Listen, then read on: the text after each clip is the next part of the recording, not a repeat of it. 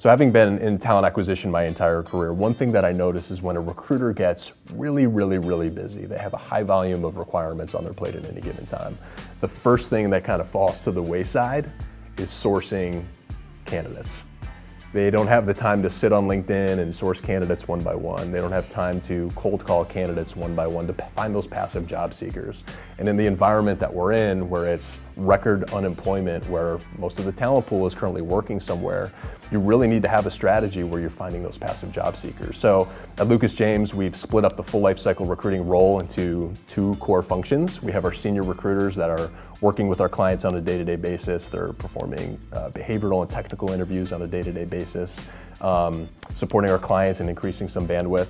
They also have a sourcing specialist that's solely supporting them, providing that high volume outreach, cold calling, cold emailing candidates, getting the word out about our client organization and how great the culture is and how great the career path is for them at this organization, and driving them to our organization to create a candidate pool that our clients can effectively pick their top candidate from.